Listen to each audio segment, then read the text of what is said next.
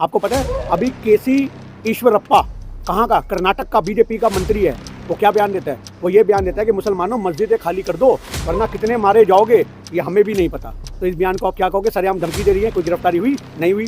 T राजा साहब मस्जिदों के सामने खड़े माँ बहन की गाली थे, कोई गिरफ्तारी हुई? नहीं हुई। ठाकुर साहब बोलते गोली मारो सालों को, कोई गिरफ्तारी हुई? नहीं हुई। वहाँ से बोला जाता है महामंडेश्वर साहब के द्वारा कि 40 मुसलमानों को मैंने मारा जंतर मंतर से ओंकार बढ़ते, कोई गिरफ्तारी हुई? नहीं हुई।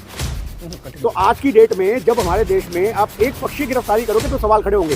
देश संविधान से चलेगा ना, हम बात मुसलमान की कर नहीं रहे। अगर संविधान कहता है कि अजहरी साहब की गिरफ्तारी जायज है तो जितने मैंने नाम गिनवाए उनकी गिरफ्तारी क्यों नहीं? देखो कि वो गिरफ्तार किया गया पर वो बाहर निकल के लोगों से अपील करते हैं कि शांति बनाकर रखो, संयम बनाकर के रखो। तो इससे पता लगता है कि उनके नेचर में, उनके जहन में ये थी नहीं कि हमें दंगा भड़काना है। जिससे दंगा भड़काना होता है वो तो अपना बयान देने के बाद जेल में होता है, वो तो कहता है मेरे लिए समर्थनों में गली गली निकलो, प्रदर्शन करो, तोड़फोड़ करो। उन्होंने तो हमेशा लोगों को रोकने की अपील करी। कल भी बरेली के अंदर लोगों ने जुम्मे की नमाज से पहले अपना जो प्रदर्शन किया, जेल भरो आंदोलन कर दिया।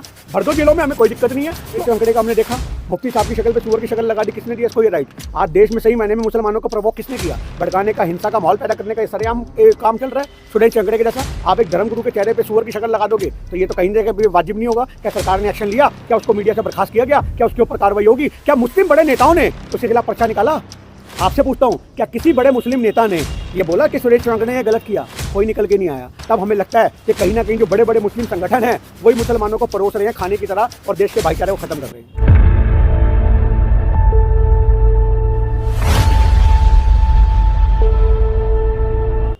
नमस्कार साथियों, आज हमारे साथ बातचीत करने के लिए गिन्नी सहानी जी हैं और आज हम इनसे जो बात करने वाले हैं वो इस वक्त देश में एक मुद्दा छाया हुआ है, वो है सलमान अजहरी की गिरफ्तारी को लेकर के पूरे देश में प्रदर्शन हो रहा है और उसको लेकर के कई लोग आवाज़ उठा रहे हैं। इसके अलावा एक और ख़बर सामने निकल करके आई है कि तौकीर रज़ा जो कि बरेली शरीफ से ताल्लुक़ रखते हैं, बरेली से ताल्लुक़ रखते हैं, उनको भी हिरासत में ले लिया गया है, उनको भी डिटेन कर लिया गया है। इसी मुद्दे पर हम चर्चा करेंगे गिन्नी सहानी जी से और इनका मत जानने की कोशिश करेंगे कि ये क्या सोचते हैं, वो ये इस पूरे घटनाक्रम को कैसे देखते हैं। तो सर, आपसे मेरा सबसे पहला सवाल यही है कि जिस तरीके से मुफ्ती सलमान अजहरी को गिरफ़्तार किया गया, उनके द्वारा कहे गए एक शेर के ऊपर जिसमें कुत्ता शब्द आया है, उसको लेकर के उनकी गिरफ़्तारी क्या बनती थी? देखिए, अगर गिरफ्तारी हुई है तो हम उसके समर्थन करते हैं। भाई संविधान के हिसाब से आपने गिरफ्तारी करी है तो वो जायज़ होगी।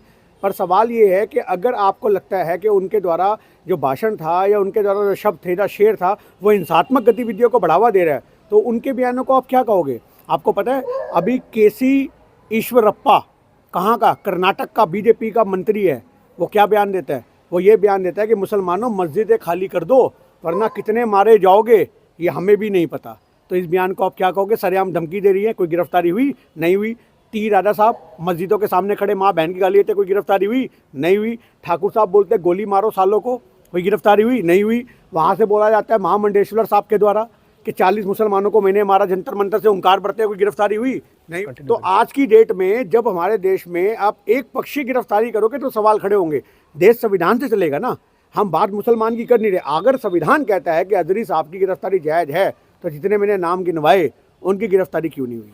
लेकिन उन्होंने जो शेर पढ़ा था और पूरा उस वीडियो का जो कंटेक्स्ट था उसमें तो भारत का जिक्र ही नहीं था। वो तो फ़िलिस्तीन और इजराइल के मुद्दे के ऊपर बोल रहे थे और उसमें जो जिक्र भी किया गया वो दुनिया के अन्य देशों के जिक्र किया गया, उसमें तो भारत का जिक्र ही नहीं था। देखिए, जब इंसान अपने आप को खुद ही अपने आप को समझने लगे कि हर अल्फाज उनके लिए हैं तो भैया फिर हम क्या कर सकते हैं? और आज जो बात थी वो उन्होंने बोली थी कि सीरिया की बात कर रहे थे, ईरान इराक की बात कर रहे थे, फ़िलिस्तीन की बात कर रहे थे, उन मुद्दों पे जिक्र चल रहा था और फिर उन्होंने डायलॉग मारा। तो आज की डेट में अगर आपको लगता है कि भैया उनका डायलॉग भारत के लिए है तो आप साबित कैसे करोगे? ये कोर्ट में साबित करना भारी पड़ जाएगा, आप समझो इस बात को। पर आज हमारे देश के अंदर ये माहौल बनता है, पर फिर भी आप देखो कि उनको गिरफ्तार किया गया पर वो बाहर निकल के लोगों से अपील करते हैं कि शांति बनाकर रखो, संयम बनाकर के रखो। तो इससे पता लगता है कि उनके नेचर में, उनके जहन में ये थी नहीं कि हमें दंगा भड़काना है। जिसने दंगा भड़काना होता है वो तो अपना बयान देने के बाद जेल में होता था, वो तो कहता है मेरे लिए समर्थनों में गली गली निकलो, प्रदर्शन करो, तोड़फोड़ करो। उन्होंने तो हमेशा लोगों को रोकने की अपील करी। कल भी बरेली के अंदर लोगों ने जुम्मे की नमाज से पहले अपना जो प्रदर्शन किया, जेल भरो आंदोलन कर दिया। भर दो जेलों में, हमें कोई दिक्कत नहीं है। तो आज लोगों ने जो ये डेडिकेशन दिखाई है, ये गांधी का देश है। यही गांधी के देश में हम जब तानाशाही होती थी तो लोग करते रहे कि डाल दो जेलों में, ले चलो हम लोगों को, तो वही आज वो मुसलमान लोग कर रहे हैं। पर आप उसके माहौल को ऐसे दिखा दो कि ये आतंकवादी है, इन्होंने ऐसी घटनाएं करी हैं, ये अपने बयान ऐसे देता है, तो भैया फिर तो वो तुम्हारी लाठी है, जिसकी लाठी उसकी भैंस, वही माहौल में देखने को मिल रहा है।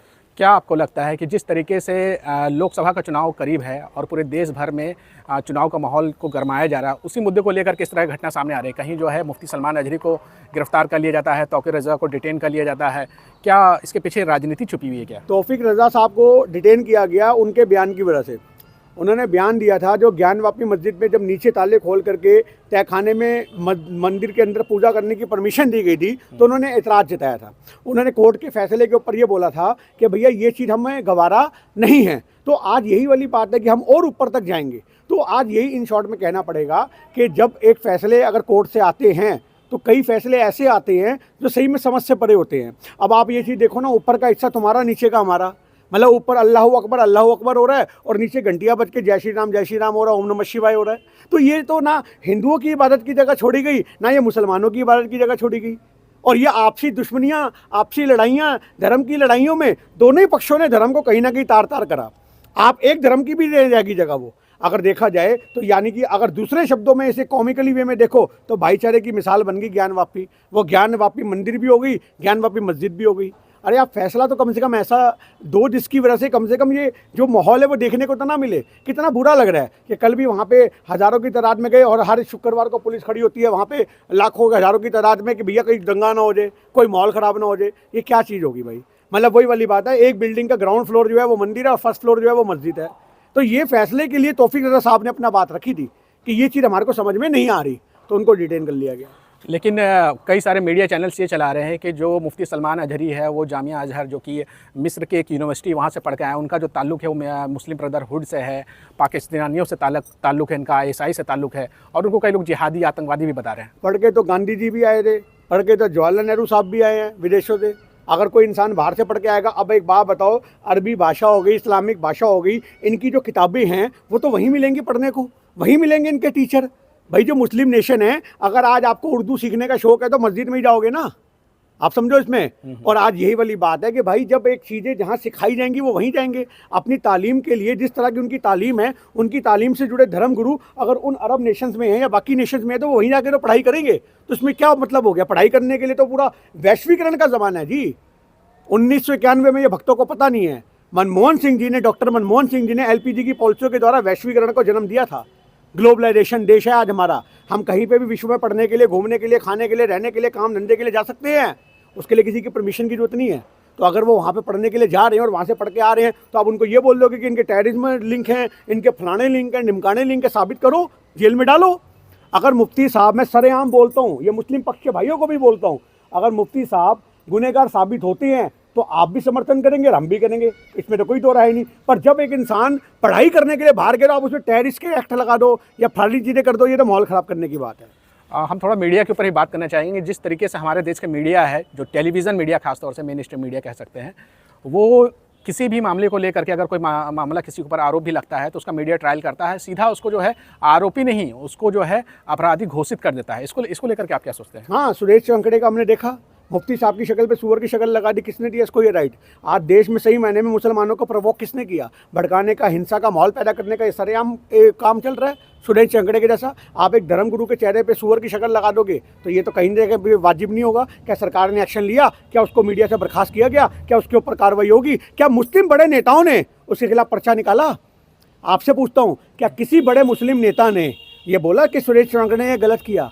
कोई निकल के नहीं आया। तब हमें लगता है कि कहीं ना कहीं जो बड़े बड़े मुस्लिम संगठन हैं वही मुसलमानों को परोस रहे हैं खाने की तरह और देश के भाईचारे को ख़त्म कर रहे हैं। आप जो है मुफ्ती सलमान अजहरी का और तौफीक रज़ा की को लेकर के आप बातें रख रहे हैं, और आप पर भी आरोप लगना शुरू हो जाएगा कि आपका ताल्लुक जो है वो खालिस्तान से है, आप जो है विपक्ष के दलाल है, कांग्रेस के आप एजेंट हैं, आप जो है विपक्षी पार्टियों के दलाल हैं, आपको जो है बाहर से फंडिंग हो रही है, इस तरह की बातें भी शुरू हो जाएगी। बिल्कुल जी बिल्कुल। अगर आप हमारे माथे पे खालिस्तान का टैग दो, आतंकवाद का टैग दो, पाकिस्तानी का टैग दो, पर हमें पता है हमारे दिल में तिरंगा बसता है। हम भारत की मिट्टी में जन्मे और यहीं हमने मिल जाना है। हमारे लिए देश की मिट्टी एक वो मिट्टी है जिसमें हमारे पूर्वजों ने बलिदान दिया है। हमें दर्द इस बात का नहीं है कि किसी का गलत हो रहा है, हमें दर्द इस बात का कि देश का संविधान खतरे में है, लोकतंत्र को बचाना है। इस तिरंगे को लहराने के लिए जब हम शान से हाथ में तिरंगा लेके चलते हैं 15 अगस्त को, 26 जनवरी को, तब हमें गर्व फील होता है। मैं उस परिवार से हूँ जिसके 5 दादाओं ने, मेरे दादा के 5 भाइयों ने इस देश के लिए कुर्बानी दी है। आप समझे इस बात को? और जब बड़ा दर्द होता है जब कोई बोलता है खालिस्तानी। आज़ादी की लड़ाई में हमारे घर से शहीद हुए हैं लोग, और ये बकवास करते हैं 2 कौड़ी के अंदर वक्त। इनकी क्या औकात है। तो हमें जब बड़ा दर्द होता है, बहुत तकलीफ होती है बातें सुन के, पर हमें फ़र्क नहीं पड़ता। ये सारे टैग हमारे माथे पे, हमें कोई फ़र्क नहीं पड़ता। देश के तिरंगे के सम्मान की लड़ाई है, उसके लिए लड़ते रहेंगे। तो साथियों, ये थे हमारे साथ गिन्नी साहनी जी, जिन्होंने तौकीर रज़ा और मुफ्ती सलमान अजहरी को लेकर के अपनी बातें रखी है। आपका इस वीडियो के ऊपर क्या कहना है, कमेंट करके अपनी राय ज़रूर दीजिएगा। अगर ये वीडियो पसंद आई है तो ज़्यादा से ज़्यादा शेयर करिएगा।